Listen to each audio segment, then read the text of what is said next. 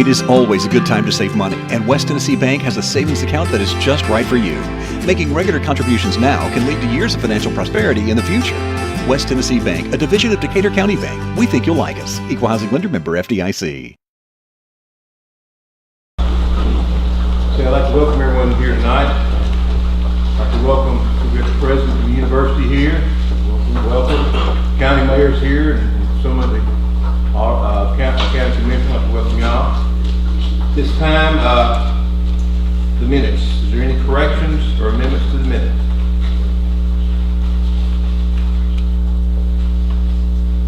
Jim, I had a question on 83. When we were working with the draft ordinance for chickens and beef, is that from Chattanooga as opposed to Knoxville? No, actually, that's the basis for the ordinance did come from Knoxville.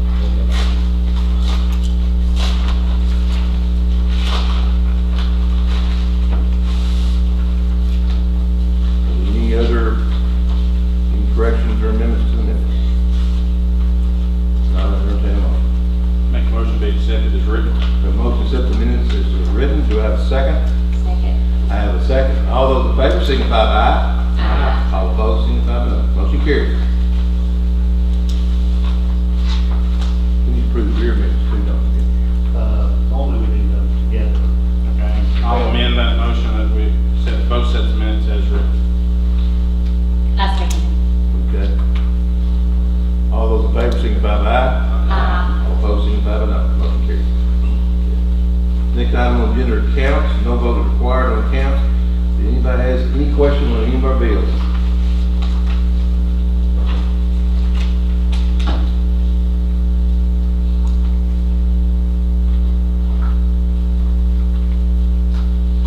If you do, please give us the number on the left side there. Should be number 5, and that takes care of all of our lights. Is that the cost, the entire cost of that, Jim? That was the entire cost as estimated. Now, as we discussed, there may be small changes that may require us to pay a little more, but that is the total 80 construction for the entire thing. Okay.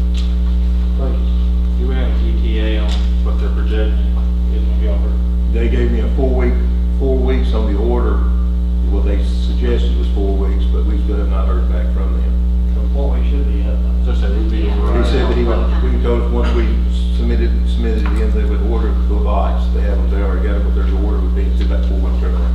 And then what was the time frame of putting them up?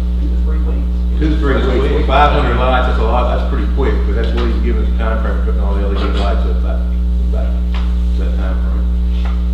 Now, if I correct, this is gonna save us, when they get these out, it's gonna save us considerable on our, 42,000 and something per year. Our payout on the payout was less than 3.5 years. 3.5 year payout on the line. thank you.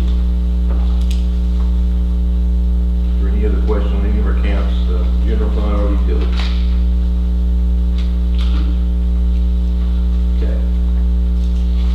Then next item on the agenda, delegations. I think we have representatives here from Heritage, concerning the Heritage Tires. I think, Christie, I think you were, come on up. Can I start? Yes, sir. Okay. Hello, Mayor, Alderman, Alderwoman, in person. It's an honor to be with you tonight, and as a newer citizen and resident of Henderson and Chester County, I'm glad to be here and living here, calling this home. And for over 3 decades, Heritage Towers has been home for individuals in 75 units, older individuals in our community, and has served the community really well. And we have the opportunity now to have great improvements in it, and we want to present this opportunity to you tonight. This opportunity could have as much as over $1 million, maybe up to 1.5 million of improvements to the facility. And so it will be definitely a benefit, just as it's been for several years. It will continue to be a nice benefit for years to come. And Sissy Watson will be leading this phase of this endeavor, and I would like to introduce her and invite her to come this time.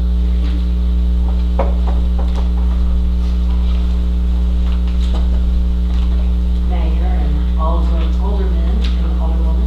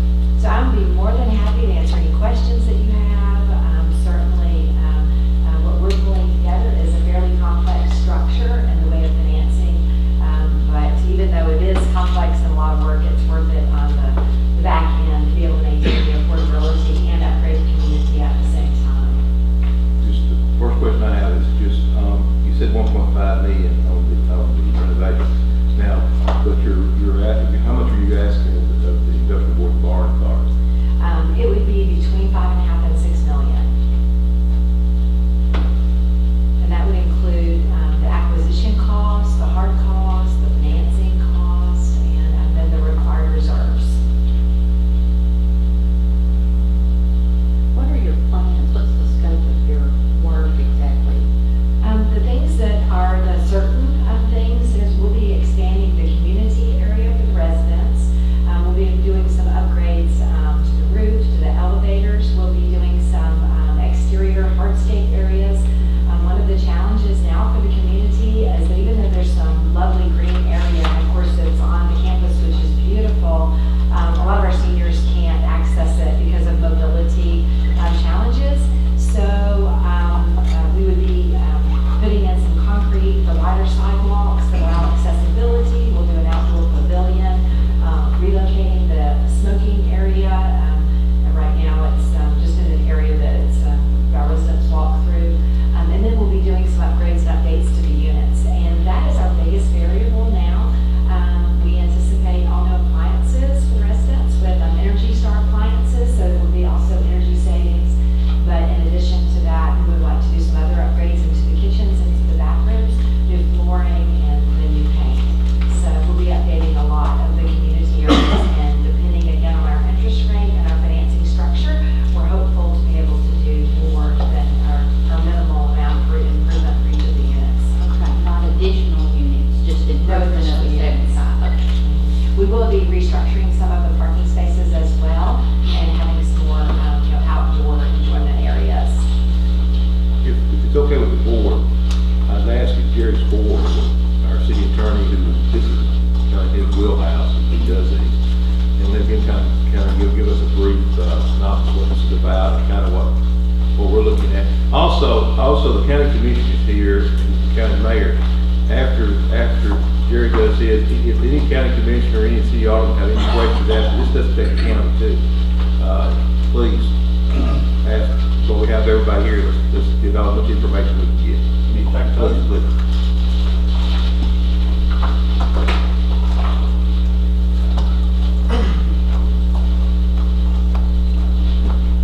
That microphone on? Good evening. Okay, You what? Is that microphone on? We can't hear that back here. that there. It's not turned up. That there. Let me get another one over there. Or just talk loud. This is Come on, just talk loud. It's a story time. We'll tell it some other time. There's two things that the board's being asked to look at this time. One is a tax exempt bond issue, which is authorized under the statutes for industrial development boards. The other is a request for a payment in lieu of tax structure. Historically, you've dealt with those issues in other projects in an industrial setting, okay? And your pilot programs take on a little different shape, because what you're trying to do with the industry, you're trying to attract employment in addition to Christian tax. This one's a little different. This property is in the tax rolls currently now at an exempt rate of 0. There are no taxes being accrued on it, and have been as long as it's been constructed. So you start with a baseline. When you look at the industrial development statutes, what was the taxes that you were starting off with? It was 0. Okay. All right. So the other thing that you run into with your run-of-the-mill industrial project is that you historically looked at 7 to 10 year highs. Okay. In this project, because of the anticipated term of the financing, which may be in excess of 30 years, I understand the request is going to be to have the maximum period of a pilot, which in Tennessee is 20 years right now. So, a little short lesson on industrial development boards. The legislature gives an IDB, if granted the authority, to negotiate payment in lieu of tax agreements. All right. I haven't seen anything yet in the organizational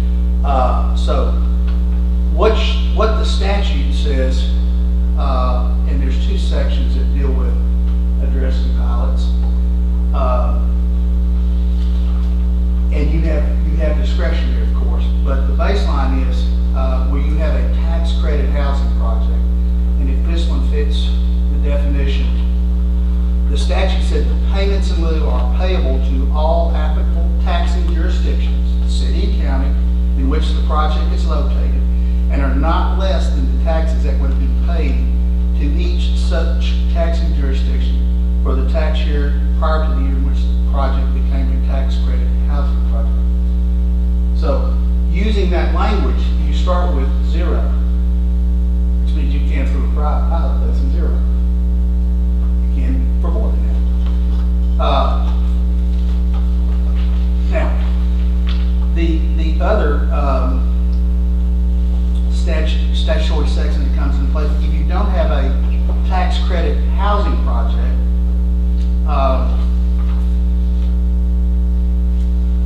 and this deals with an industrial development corporation may not negotiate any payment in lieu of tax agreement for less than the county ad valorem taxes otherwise due, unless that the corporation has received written approval from the county mayor and the legislative body of the county regarding the payments in lieu. So only if you have a situation where you're requesting or being asked to approve a pilot for less than what that tax was that previous year, would there be at least a legal requirement to go get approval from the county mayor or the county commission. So that's kind of the ground rules as I see it, based on what I'm looking at the statute. Now, I'm not sure how best for you to set up, if you want to take this up in two separate type of motions, one for the bond issue and one for the pilot, or you want to take them up together. That would basically be your option. My understanding is that it's a 2018 issue. So I don't think everybody's coming in tonight and saying you got to do something and do it quick. You got no time, and a lot of credit to Sissy and her crew for being willing to get up here tonight and make that available to you at this point in time. So if you got questions, I'll be happy to answer as best I can. I noticed in the original sheets that we were handed, it said Health and Ed Board instead of Industrial Development Board. Would something like this be more appropriate for the Health and Ed Board instead of the Industrial Development Board? Because it's obviously not an industry. The short answer is that the definition of a project that an industrial development board can do, this meets the definition of one, so both are equally equipped to issue a bond and issue a pilot, if you will. So, the questions here, so. One thing, Counselor, I've got is explain the tax exemption or the previous year's tax are 0. So we cannot set a pilot less than 0. But if we want to set a pilot higher than 0, anywhere we can put it anywhere we want. The statute contemplates that you have discretion there because the Gardner Riley situation is your pilot is in order to have an incentive for industry. But there's no incentive for this because we're not building an industry. That's why I'm asking these questions. Yes, sir. I understand they're going to build, make a nicer place for seniors to live. They're going to update the situation, they're going to do all this stuff. And in the past, we've mostly dealt with industry where there was some type of incentive, either from us or the state to come in and help us do stuff. And so, if we can do that, and the next thing, if we don't do a pilot, we issue the bonds to them, let them do their bond issue. Where does that put everything?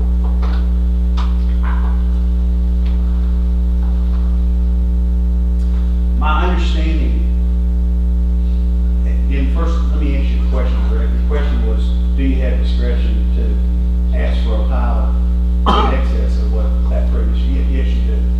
Okay.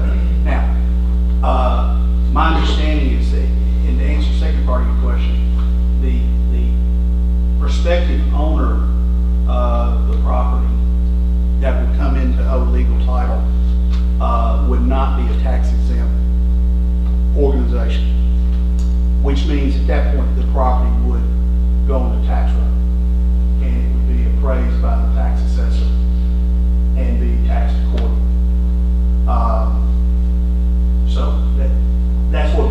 That's basically what I wanted. And another thing, she mentioned something about the state of Tennessee, and that allowed them to do certain things for lower incomes, for tax credits.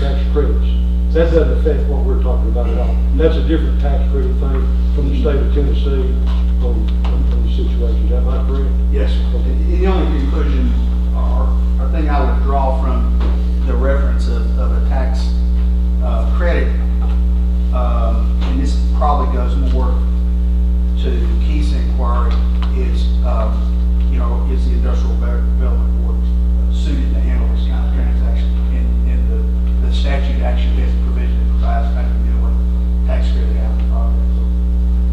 That's all I wanted. Does any of the county commissioners have any questions they want to ask? Got one question like that. I've been told that whatever the city does, we have to do, or if we do something, the city has to do. Is that right? Only in the instance where the city is negotiating a pilot that would not be less than what you got for the year preceding the pilot. So that's your full what the prior year was. So it's zero. Zero. They can do it. Yeah. Right.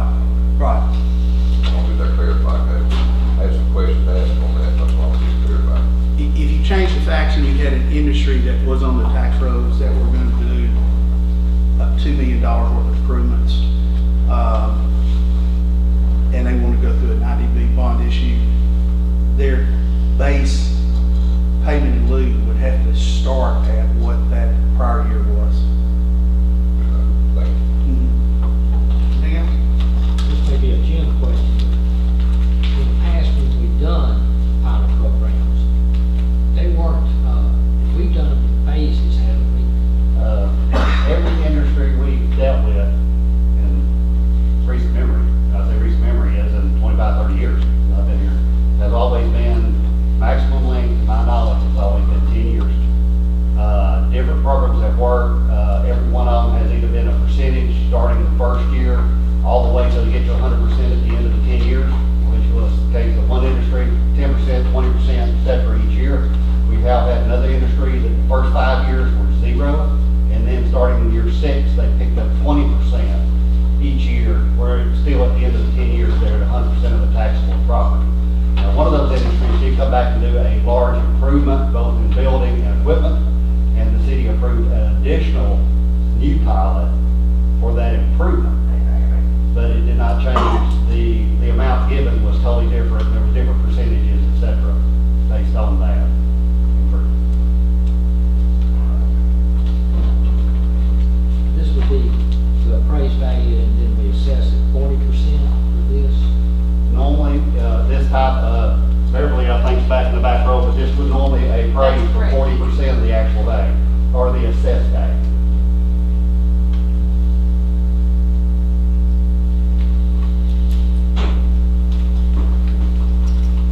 Bobby, we're straining to hear back here a little bit. I don't think you'll have trouble hearing me. Am I to understand they're renovating the current property but not adding any additional units to that? Is that correct? Yes, it is. It is. Yes. From my understanding, what they're asking from us, and tell me if I'm wrong, is they're asking about 6 million of our borrowing authority, and part of that 6 million will be 1.5 for renovation. Is that correct? That is correct. And that, how that works on us, it doesn't make us liable or anything. We have 10 million of borrowing authority, just like the Health and Ed Board, the county has 10 million of borrowing authority each year. And we use it industrial board most time, so they get lower interest bonds and no tax, and it helps on the bonds and stuff. One of the issues I have here is really, it's just I know the law says that the city can do it without the county. I really do have, because this is an issue that affects the county really more than it affects the city on the taxes. Because, ours is less than half what the city's is, so it really affects the county more than it affects us. And I think the county mayor tell you, I've always complained, I don't want the county telling me how to do my business. I'm sure he don't want me telling him how to do his business. So, I mean, I just think that's one issue, I think that's the reason the county commissioners here, I just think they need to, this is gonna affect the county commission. Well, it's not gonna affect them, it's just on the table, that they really need to understand what's happening here. Mayor, can I? Yes, ma'am, please, come on. I'd just like to address one thing. The reason why the property's been exempt from day one is primarily because of the constituency that it serves. These are very low-income individuals, and some people pay very little and even nothing for their rent. So they pay based on 1/3 of their adjusted gross income. So let's just take, for instance, maybe a retired school teacher that makes $600 a year, but she would have $300 in medications. The adjusted gross income for her would be $300. She would pay 1/3 of that for her rent. And rightfully so, because it's hard to make the money go around if you've got medications and living expenses. So the federal government provides subsidy, rental subsidy, every month for every resident in that community so that they can have an affordable place to live. And the reason why it was tax exempt from the beginning is because in the state of Tennessee, and it is owned by a 501c3 nonprofit corporation, and it serves this group of very low-income residents. Now, going forward, it's hard for several reasons to have enough money to be able to renovate the community. Primarily, one of the beautiful things about your area is that it's a rural area. But when I'm on the other side crunching numbers, your rents are low compared to Jackson or Nashville, where the numbers work very well. There is a rent level there, even though it is subsidized heavily by the government, that allows for you to underwrite a deal to provide the improvements. It is not the case for here in Henderson. So to have a restructure of the financing, and it's actually an acquisition rehab, you have to have additional types of financing that make it feasible to be able to do the rehab. So in this particular case, the state of Tennessee provides tax credits. Tax credits can only be utilized by a for-profit entity, and thereby it requires that the entity that comes in to acquire the asset to bring the different layers of financing to be able to rehab the building must be a for-profit.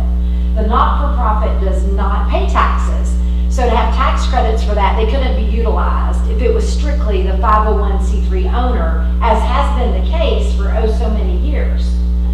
So the one thing I want to point out is that's the only reason why that facility won't remain tax exempt, is because the ownership structure now is in a limited partnership that is a for-profit limited partner. It is controlled by a 501c3 not-for-profit corporation called Rebuild America. Their mission and purpose is to preserve affordable housing. So in this particular case, the limited partnership is a for-profit. However, the selling of the tax credits, which basically allows for the selling of 99.99% of the partnership, is the way you generate the credits. So for instance, the credits that are given to the financing structure, or they're actually giving to a subsidiary of Rebuild America, which is called Heritage Towers LP. It will get these credits, and it will sell off that 99.99% of the asset, so they can utilize those credits. That money is what provides for that rehab.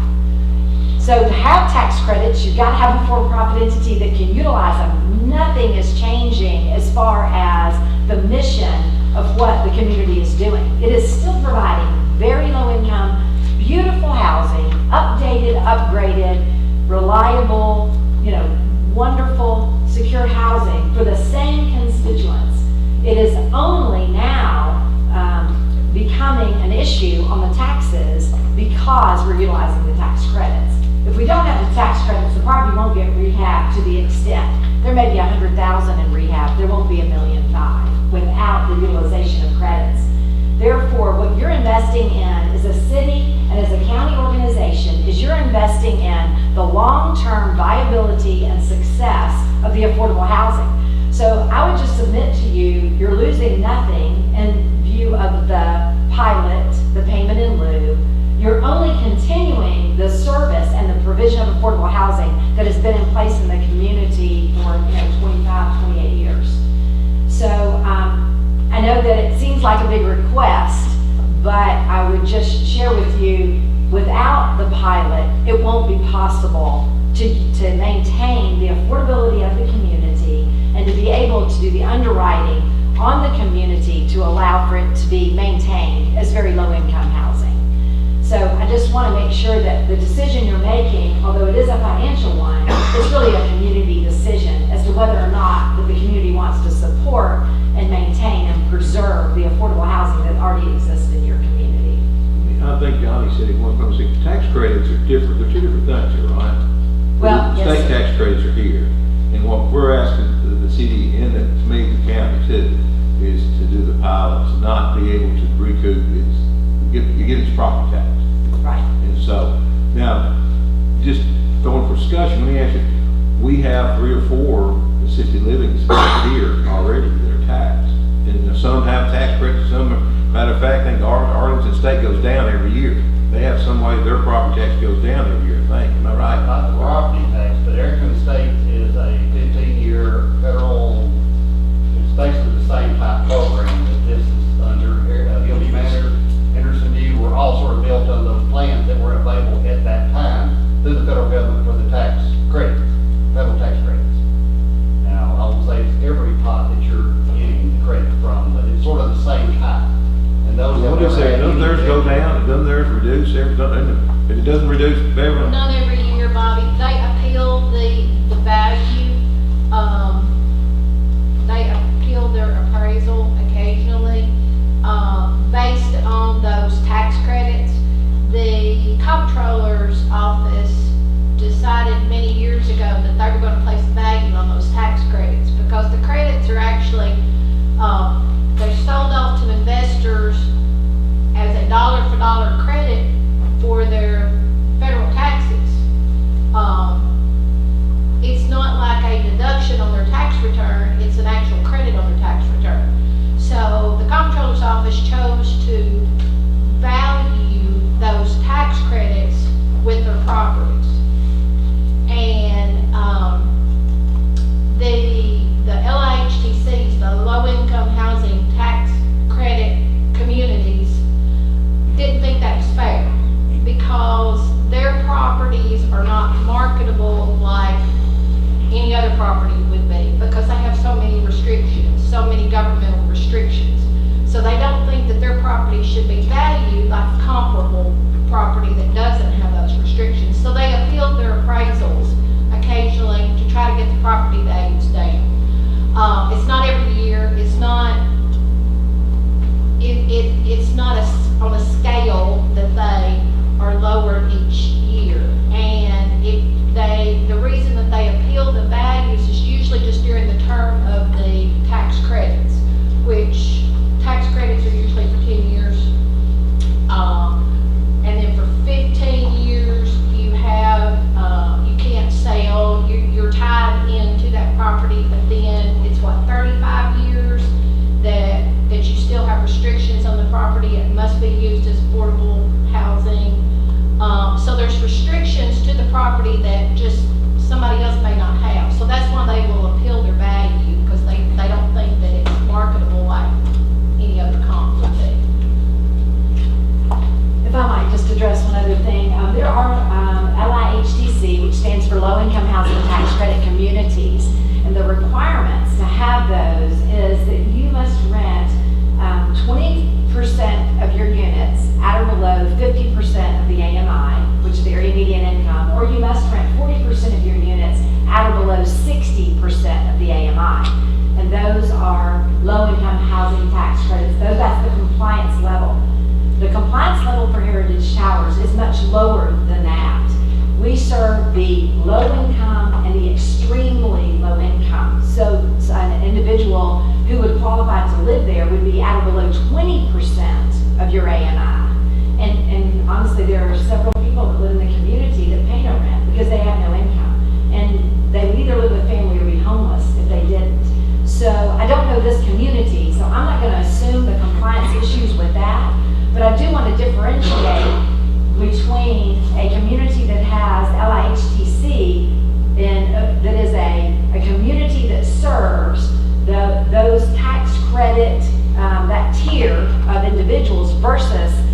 tier that Heritage Tower serves, which is much lower. So that's the only thing that I would just make that point. And the reason why this community has 100% Section 8 rental subsidy from the federal government, and there are very strict compliance issues, and every resident that moves in there must qualify based on their tax returns and proof of income and many documents.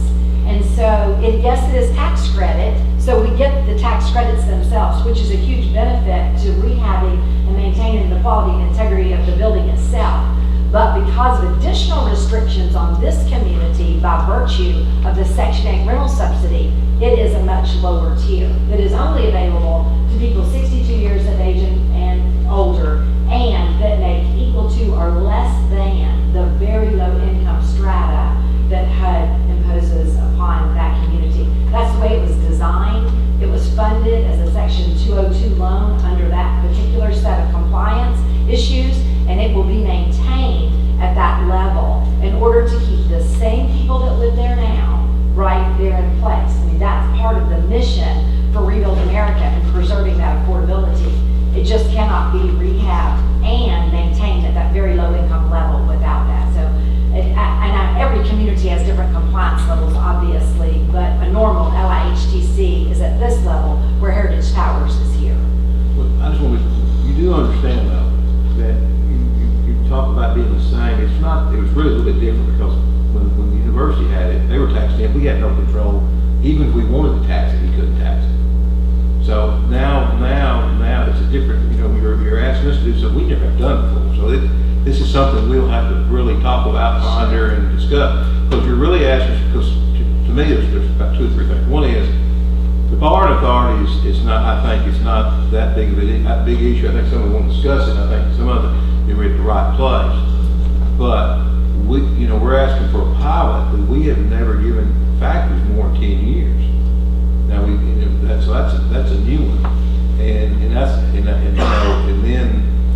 then those factors do pay a percentage over the period of time. So we're getting asked to do something we never have done before. Sure. So it's got, and then the thing, the caveat that got me that was really that I thought was kind of unique was that since it was zero and we're going to zero, that the county had absolutely no control of what we did and had no say, and they're getting affected on it by it too. They're not getting affected, but it's something they're gonna, I very think they need to be in the conversation, to be fair. I just don't think, because I'll be honest with you, if you were going to Health and Ed Board, and they were doing that, and they were making a vote that's gonna affect the city had no vote on, or had any discussion on, but I think our city council would say, hey, wait a minute, that's not right either. Sure. So that's an issue, I think, no matter what the law says there, I think the county has to be somewhat involved in the conversation on how we wanna get there.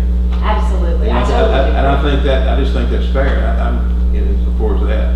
But, this one, I thought, and when I first talked about it, I really thought we were doing the borrowing authority.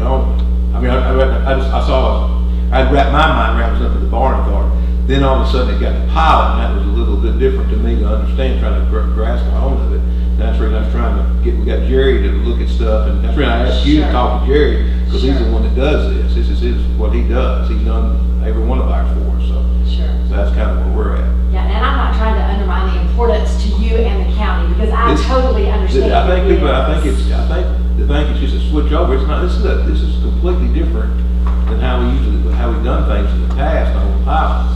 So this is gonna take some discussion and some hammering out, I believe, with the city council and also with the county commission, talk about it and everything else. I just think to be fair. Absolutely, absolutely. Does anybody have anything they want to add? I don't think we're gonna make a decision tonight, but I think we need a motion to table it for next month, and so we can do some discussion.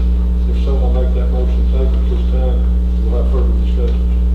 I'll second that. Have a motion to table, and have a second. Any further discussion? Bobby, are they coming to the county commission or not, or are they just No. coming through y'all? Well, then I do have another question.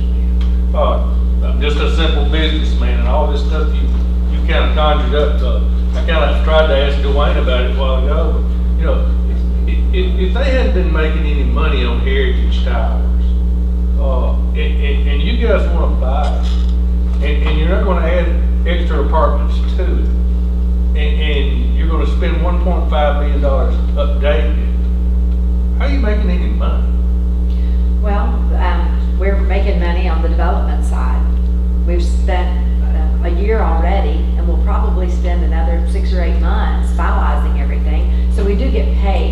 work on pulling together the financing transaction. That's And I'm our talking about the job. owners. I'm talking about the owners.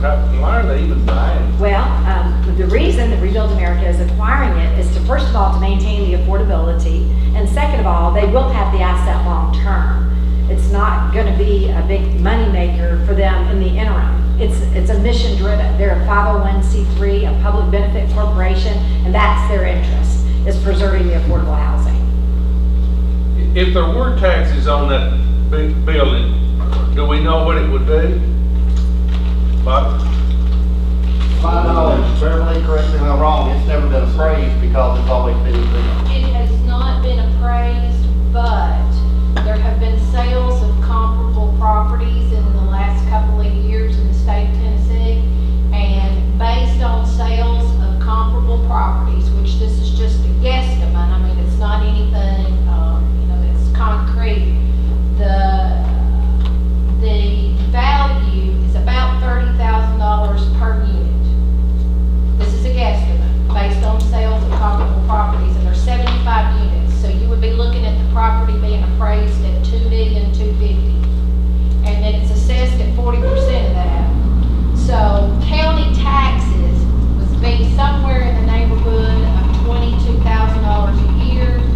City taxes around $9,500 a year.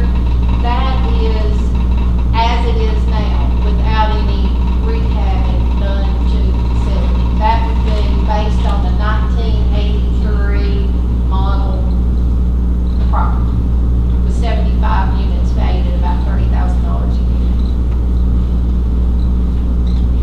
year. Did I understand you say that the residents would not be displaced and they're living there now? Yes, sir, they might just move out temporarily while their unit was rehabbed and just out for a few days and right back in. The same residents would occupy the exact same units. Do the federal subsidies increase based on your investment in the property? No, sir, they're not gonna increase over the rental subsidy is not gonna increase over what it is today. It's based on that amount. What Believe is your that wages in go tax up. credits? What is the value of that tax credit? Tax credits. Well, that'll depend on our final hard cost number as far as the rehab, because your tax credit basis depends on your acquisition and also your hard cost. So that's not a for sure. We're thinking it's gonna be somewhere in the 2 to 3 million range, but that's, And the issuance is next year, in 2018, is that what I'm? yes, ma'am. We're hoping first quarter of 2018. Anybody else, the county commissioner, county mayor, anybody has any questions? Any city council has any more questions, any discussion? Seeing none, we have a motion to table and a second. All those in favor signify by aye. All opposed signify by no. Thank you. Thank you very much. Thank you. Okay, next, we have I guess it's time to rotate Michael off the library board. So do I have any motion or anything that we have to have a city alderman on the library board? Do I have a motion to put him on the library board? Make a motion, alder person, but Have a motion, do I have a second? Second. You're gonna have a lot of seconds, right? All those in favor signify by aye. Aye. All those signify by no. Thank you, Mike. congratulations, you're the library board. And you can have the planning commission if you ready. No, that's okay. I'll move on. Do I have anybody else in the audience, we still got the delegation, do I have anybody else who'd like to address the board on any issue? Yes, sir, come on, please come forward. 6 days. Mr. Dean, Alderman. My name is John Michael Sweet. I'm the student government president at Norman University. I brought with me my vice president and community service chair. And today I wanted to address you on, we just added the community service committee to SGA. And we are looking for opportunities to get involved in the community. If you have any ideas of ways that students can get involved in the community and can serve the community, please let me know, or if you have anyone you can get us in contact with, that would be great as well. Part of our mission in student government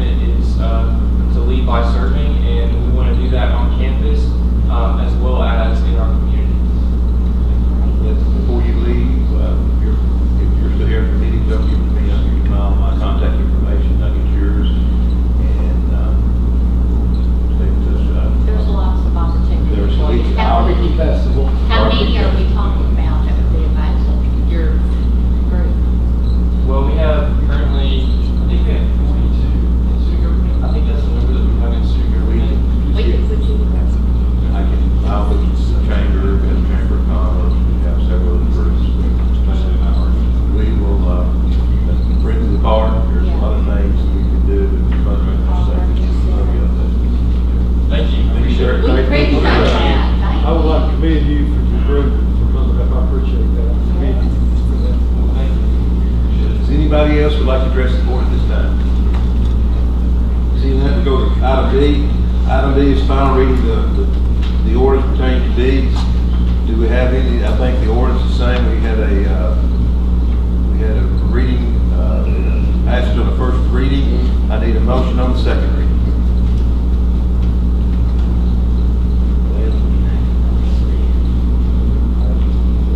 I know it's great, but just to explain, we really can't do anything about bees. So if there's people in the audience who think, I don't want honeybees in the city, or I don't want to put them at a bus stop, or whatever, there is really nothing this board can do about having them here. Now, what our ordinance that we proposed was that people who have bees or want to get bees abide by the best practice, which was issued, and to see if people would go by that. Just to ask them to, and it's voluntary. So the Tennessee Department of Agriculture has an apiary division that has already put together a Tennessee code annotated saying exactly that you can have bees. There's rules about transporting them and getting them inspected prior to transportation within the state or from one state to another, just to make sure that you maintain healthy bees. But really, the state has already legislated what beekeepers can do. So this ordinance that we're asking, and just so you know, in case you didn't understand the paper, is just asking the current beekeepers or future beekeepers if they would abide by the best practices, which has some parameters around it. That being said, I'll make a motion to pass the ordinance on the second reading. Have a motion to pass the ordinance second reading. Do we have a second? Second. Have a second, roll call vote. Bell? Yes. Mr. Barber? Yes. Smith? Yes. Butler? Yes. Harris? Yes. Representative Zucker. Mr. Banks? Yes. All voted in favor. Next item on the agenda is discussing ordinance amending Title 10 of the municipal code pertaining to chickens.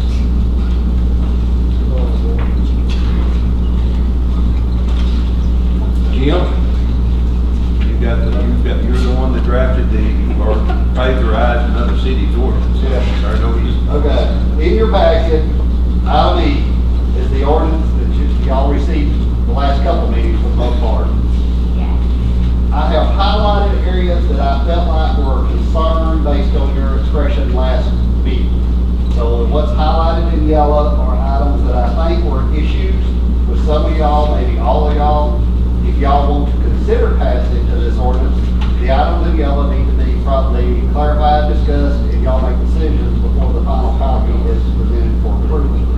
But it's totally up to you. You can present it as it's presented, as it's prepared. But that is, or y'all don't have to do anything. Now, we currently do have an ordinance. It's been in place since the 70s, is that correct? Currently, the ordinance in place been in place since the 70s, and currently chickens are not allowed. Right. Most of that comes from the zoning ordinance. And I want to ask the question, why in the 70s was it decided no chickens? I mean, was there an issue? That's before my time. Yeah, it's one of those days, you look at the minutes, and I went back and looked at the minutes. There was a resident there that lived on Main Street, and he had chickens, and they ran across the street and everything else. And neighbors came to the board decided to pass a ordinance to get rid of chickens. It's more or less allowed to run loose. Yeah, they just, but the board, but in the 70s, the board made a decision in the 70s to prohibit chickens in the city. Now, that's where that ordinance came, that's where that came into effect. In later years. Zoning took care, later years, they added. Zoning became even more restrictive. More restricted as the zoning came. Usually got to start first. And why did zoning become more restricted? A lot of cities, you know, we have always dealt with first state planners, now through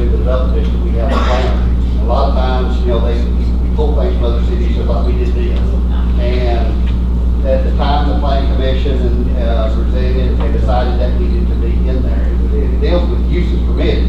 It doesn't say you can't have chickens.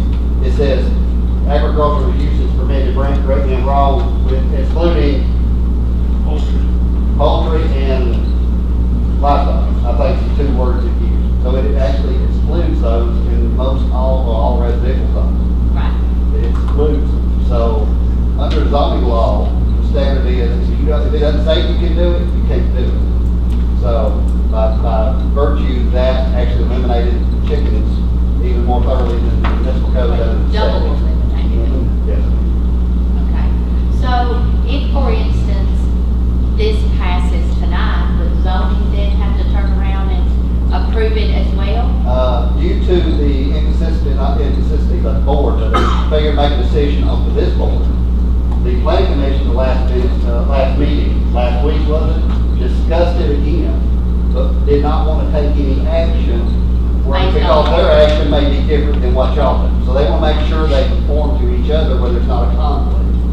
There will have to be another ordinance come to the planning commission with their approval or disapproval either one, and then on to the city board for your approval with a public hearing, with a proper notice, for you to amend the zoning ordinance to make it conform, to make it match. Not word for word, that it needs to be a use allowed under. Support one another. Yes, support one another.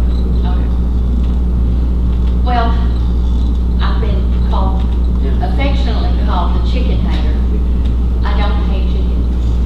I grew up around chickens. And I know I'm the only one voted no last night. So what I did, and no, I know you didn't call it that. But we've had 3 families that wanted chickens, or wanted to change the ordinance to allow chickens. So I captured them. And then I thought, well, it's not about me, it's not about what I want, it's about what the citizens want. So I've been walking the streets and going on my lunch breaks and visiting people and going to where there's gatherings of people, and I've gone, like at church, when I'm a greeter, I've asked people, what do you want? You live in the city, it's not what I particularly want, but what do you want? And just so you know, I have 248 households who do not want chickens. I have 10 households, including the 3 that have come forward, that do, or, well, actually one of them said, I could go either way, so I'm counting him as a yes household. So, I'm just saying, I'm not just being obstinate about chickens. And yes, I'm gonna vote no again tonight, that's obvious. But it's not because of how I personally feel, it's how my constituency, my door-to-door knocking, and just to ask them, and I've explained, I've had this draft copy with me about the chickens and their manure, how we're going to get rid of all their droppings and, the rules. But, and then we all know, you can drive around any street and we have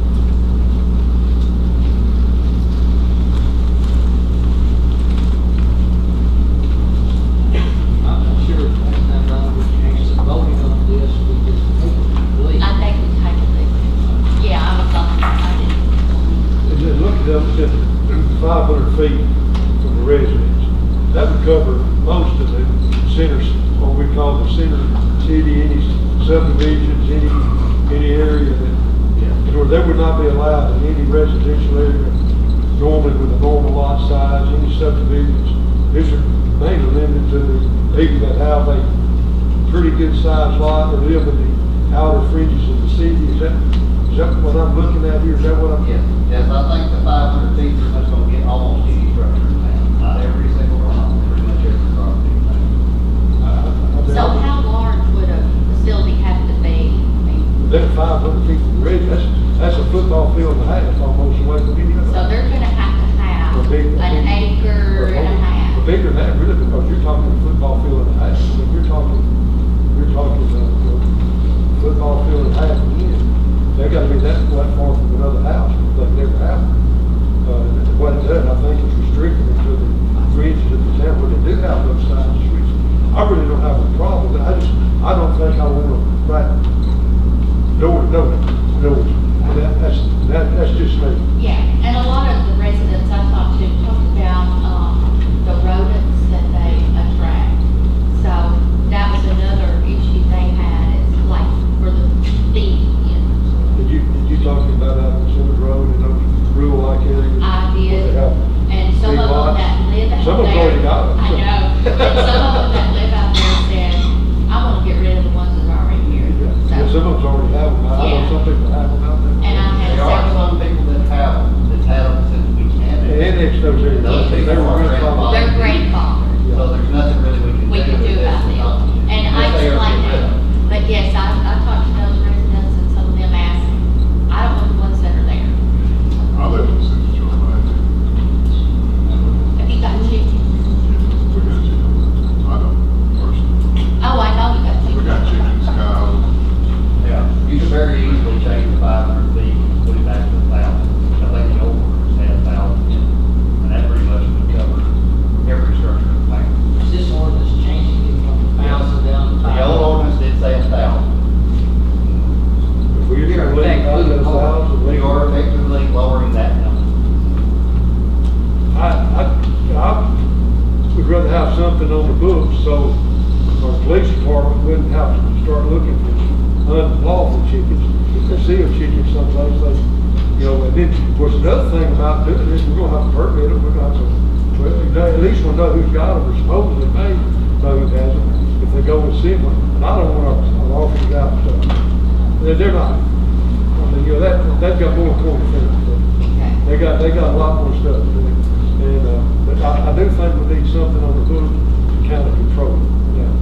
That's what I'm Can you explain the planning commission, Shelton talking about 5 acres and so what was that? I think he was talking about some area where you have a larger tract for agriculture. I don't know if it was the Great Bell, which is a higher acreage than that, but he was talking about doing something like, an overlay, if you had the X amount of acres, then you could have this. I don't know, it's just something that we would have to look at to see, exactly what the plan commission would allow.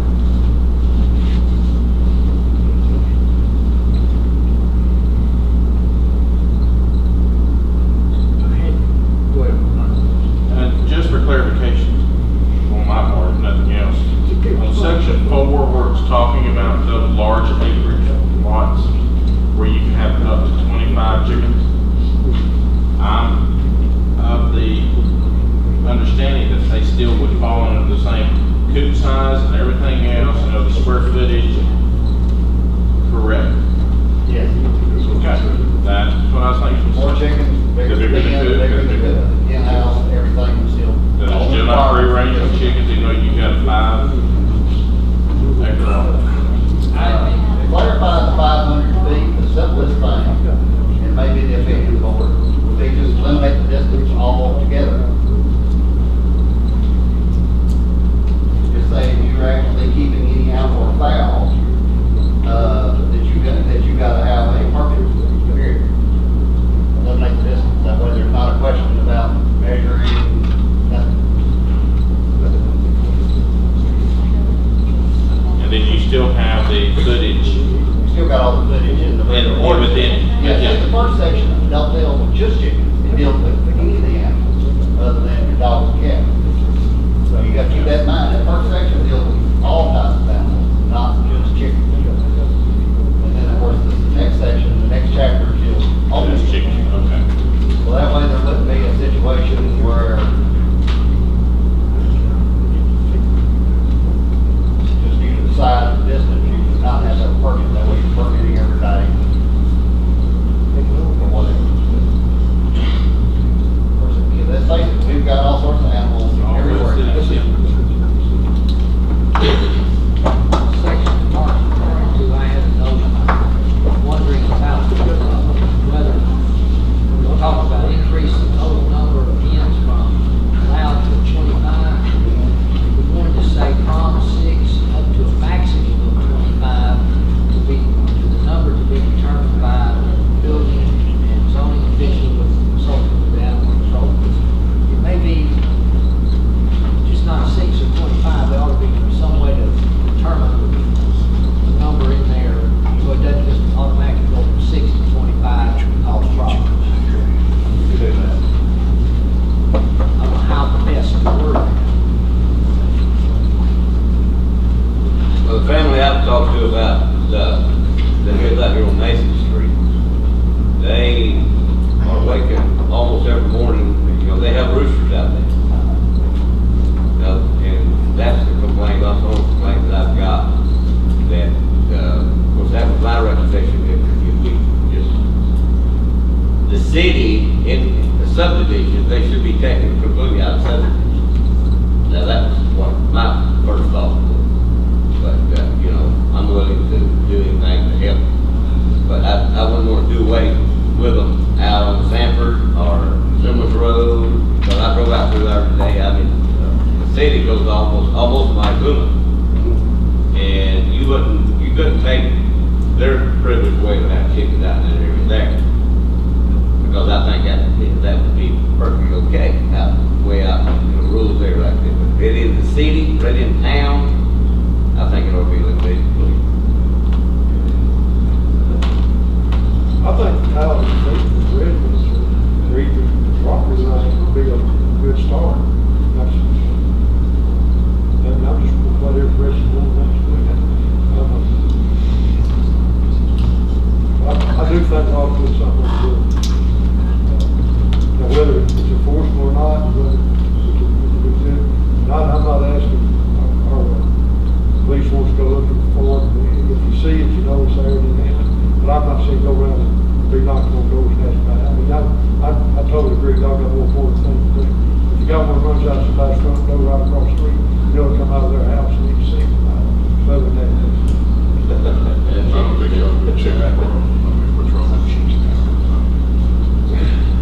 If we're looking at distances, in, the on page E3, 06, section number 8, item 8. Yes. Talk about maybe located, less than 20 feet from any of, what if that was 50 feet from the property line? Only your call. We discussed last That's time. pretty Your close. numbers that were 50 to 100 to 100. 50 feet's close. This proposal. We was just talking about 1,000 feet. Now, 1,000 feet would be the first section. It deals with you don't have to have a permit at all. But if you go to the next other, you're gonna change that to 300 feet or whatever.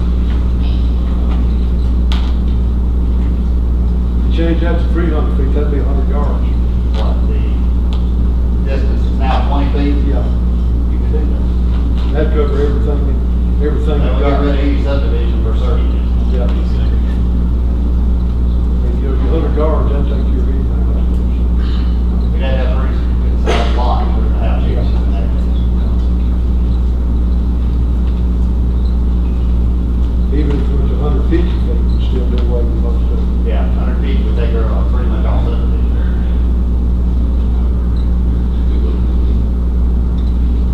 300 feet, that's You good. can get 3 feet, that would take care of what.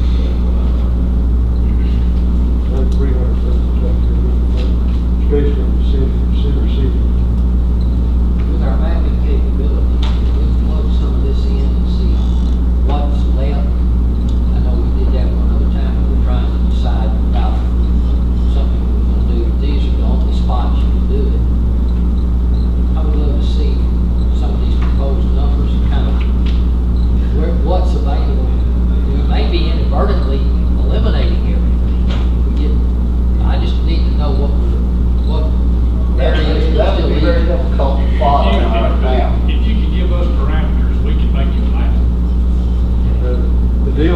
right now, we don't have them, so it's eliminated everything. So if we come up with a 300 feet, that eliminates a lot of stuff, so the math would be, I'm sure Brent and, our GIS, Clint, can take care of it for us. He's a wheel for that, GIS system. Helps to know exactly what you're voting for. Thing about this is, it's gonna be hard to write one ordinance that covers everything you can cover. Yeah. Well, then also too, that the amount you get was on the liquor stores in our variable purchase in school. So you knew, whereas this one, you're actually What about to I have did was, every so we single could lot in do- town. And so what he did was every church in school, he was able to zoom them out. Sure. That was our variable. Yeah. This is gonna be a little harder because any lot that's less than 300 wide, or this way, see, it's gonna be very difficult to do on the map. For every lot, that's something, you just delete that, and see what's left. Yeah. Yeah, you have to randomly pick either big lot, either leave it or leave it in as a possible place for chickens. Depending on the width and the depth. You could set that as an override parameter. I don't Drop think them all at once. So you're talking about having a look in the backyard. So that may change everything once you drop in the backyard, it can't go by the. You got a narrow backyard and a wide front yard. We still may not be able to get through. I guess we've been beating this thing to death for about 3 months. What's the pleasure of the board? Can I make a suggestion? Sounds like y'all may be willing to do something. I think the 300 feet from the property line. Okay, let's start with the first section, 102, we're gonna change the 500 back to 1,000. Everybody okay with that? Yeah. Okay, we're gonna start with that. Okay. Then the next thing we're going to change, let's talk about the fees, the $25 per year fee. Is everybody okay with that? Yeah. No problem with that, okay? The next one, the discussion about the 5 acres. He suggested me changing the wording to actually say up to 25 hens based on the decision of the building official and animal control. Is everybody okay with that one? So we're assuming we're Hear in. that again. Huh? Let me hear that again. Because that's the way I read it Okay. to start with. Someone that has a lot containing 5 acres with a substantial amount of land being located in the rear yard may obtain a permit and increase the total number of hens. We're gonna say up to 25, based on the review of the building official and the animal control. With the number determined by. Yeah. In other words, that animal control from the building official, they may ask for 25, but they may only, because of the situation, the layout of the lot, they may only approve 15. Okay? The next section is talking about the size of the in-house and the pen. I don't think y'all have any issues tonight on that, so I'm assuming that stays the way it is. Number 8, the distance changes from 20 to, the last number I heard was 150. Johnny, is that what you were saying? Whatever board think they grow, we just need to put it in red, I'm on Is 150 what y'all want in that, 150 feet?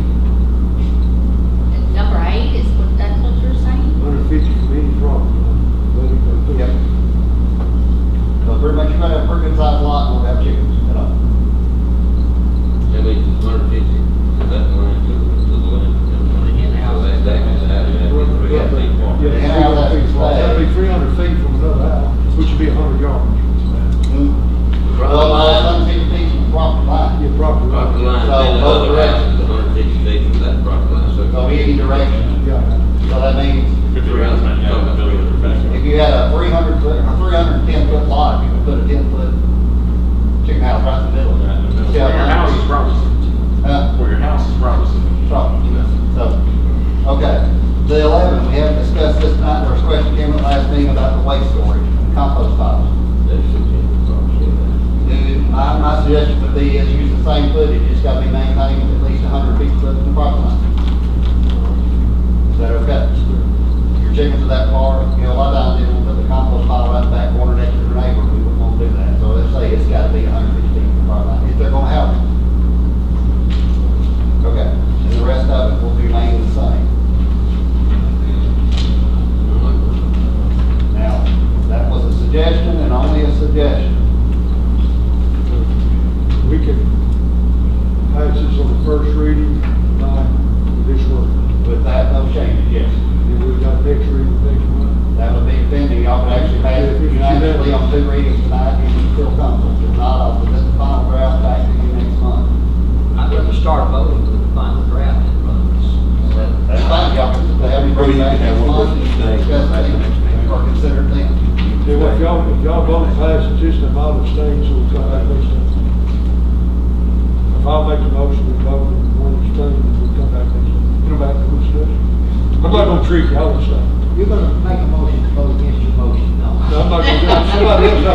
let you do that. Somebody else have to make the motion in a You second. make the motion, I'll vote yes. Yeah, I vote yes, so it don't matter. I'll make the motion to pass this ordinance with this wording on first reading. We have a motion to pass it on with the changes made by, suggestions made by the city recorder. Do I have a second? Second. Have a second. Roll call vote. So this is the first reading? Yes. This is the first reading. We're gonna see another, the final. You'll see it Final draft next week. This ain't gonna get through here. We're not gonna work it out. I can promise you it won't get through Mr. here. Phelps. Yes. Get it over with. Mr. Barber. Yes. Mr. Smith. No. Ms. Butler. Yeah. Mr. Ferris. Yes. Mr. Mays. Yeah. We got 4 in favor, 2 against. We'll bring it up next, we'll have a second reading next month. Good deal. At least we got a start. We need to start. Item F, discuss and consider the purchase of a used aerial fire truck, chief. We ran across a deal that's in Wisconsin. It's a 105-foot platform. They're very, very expensive. This one has been rehabbed by the factory. Z-Grade is one of the top fire truck companies in the world. So this town that had this is actually not, Z-Grade may not be in town, but it's within 10 miles of the town. Every bit of maintenance on this truck is done at the factory. In 2006, they took it completely rehabbed it. That's got a new engine, new tires,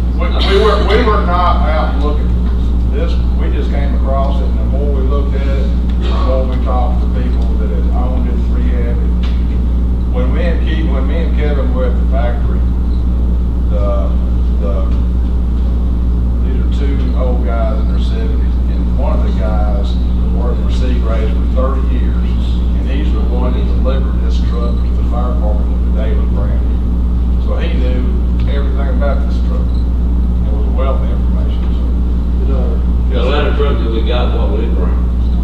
I've worked with Keith, and so far what I've got is about 8 prices ranging between $25,000 and $65,000. So if he brought 25. I'm realistically, my opinion, I think we can get a minimum of 30. All right, you got 12, but all we got something with $8,000. If we can sell it for 30,000. But I saw them advertised, and I went back and searched for exactly the same year and exactly the same size truck we have. And I don't know what makes one of them $65,000, one of them, I think the lowest was 25 or 30,000. But that was the ballpark figure. I know it's not a, Jim, where are we at on money? Okay. The existing truck, those of you that were here at the time, you remember we went to USDA to purchase the truck that we have now. We owe, what, 48 on this? Yes, and we originally wanted to go and finance it for 5 years, but because of the program, we had to finance it for 15 years. We still owe the truck. Currently, today, principal amount is about $38,000 we owe the existing truck. So if we sell it and get 30, we're still gonna be $8,000 in the hole. We do have $5,000 extra in the budget in debt service to pay the next payment in the current year. So you're netting, let's say we got 33,000 we're gonna owe, and it's already done. So just keep that in mind. Then pretty much, hopefully, we get almost as much if we sell it to pay it off. And So that's we're what still gonna be I- basically out $50,000. That's what I'll make sure, I don't have any objection to buying a truck. No, this has to do with the new one. This I is just think money. we needed to know where we were on If you want to all. offset the money has to go somewhere else, is basically what I'm saying. I don't view that 38,000 minus maybe 5 we got to, that's irrelevant, because if you're keeping the truck, we gotta pay it. If we get rid of the truck, we gotta pay it. So it doesn't, to me, it's not gonna affect the decision. With everything being discussed, I'm gonna make a motion to go ahead and buy the truck. Have a motion to approve the purchase of the truck. Do I have a second? Second. Have a second. Any further discussion on this? Second payment out of general fund capital outlay. That's where it happens. Okay. I want to just make sure everybody's clear, that's where it's going. Any discussion? Seeing none, all those in favor signify by aye. Opposed, signify by no. Motion carried. I know that hurts. It's winning, all right. He's still smiling. He's blushing. Just fine. He's blushing. Keith surprised me when he said, just call me all money, that don't have nothing to do with this deal. I went, You like fell out. yeah, I said, well, I agree with you. Okay, Item G, discuss and consider the purchase of new service truck and gas pipe for the utility department. There. We have several aging trucks, over 100,000 miles on them, where they have Chris Holmes drives, pulls the mini edge, trencher, things like that. It's one of the older folders with the 6.0. Had a lot of maintenance issues. It's in and out of the shop. We did budget for a new truck to replace it. I'm looking to go out with the state contract and find a comparable vehicle within the budget that would meet the requirements of, parts of the trencher, have a service body on it, and hopefully buy, off the state contract. Actually bid it out, that's what leader that have a vehicle. Didn't possibly understand what we installed. had. And be cognizant of what we have there, as far as the size. Will we sell what we have and? Start, yeah, sell it on the things. You just, what you'd already put in your budget for this year. Yeah, we did budget. I'll make a motion to authorize director to purchase the truck. Have a motion to purchase, have a second. All in favor, any further discussion on the motion? Seeing none, all those in favor signify by aye. All those signify by no. Motion carries. Second issue is the gas pipe utility department. Had a couple of projects that we had in the budget this year. We had money to put in some line. We've got some,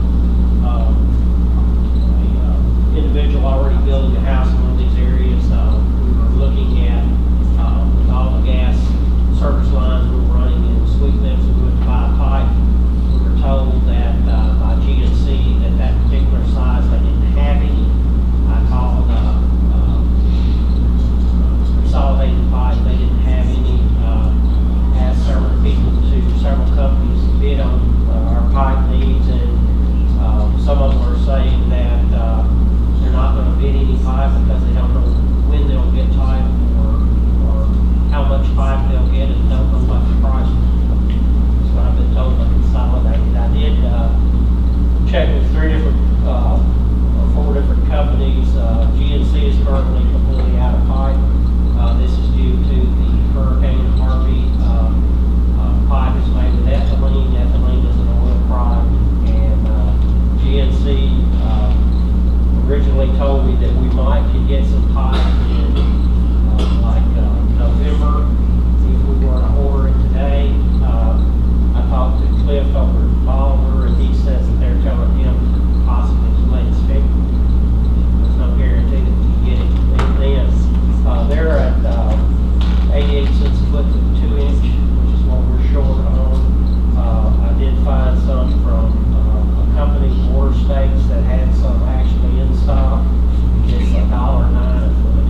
I anticipate any pipe that comes on the market at a later date to be at that price or higher. And since we have several projects budgeted, I would like to go ahead and buy 9,000 feet of 2-inch gas pipe for $1.09 a foot from Border States. That would be $9,875.70. That's about $2,000 higher than like GNC is quoting, that they say maybe November, maybe later. So I'm thinking since we've got some projects, and we've got individuals that, are actually in the process of building homes, we need to go ahead and put some pipe in some. Can you guarantee, can they guarantee delivery when you need it? They have it in Jackson. They do.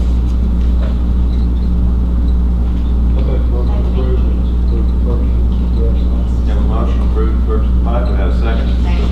Have a second, any further discussion on the motion? Seeing none, all those in favor signify by aye. Aye. Opposed, signify by no. Motion carried. Next item, other business.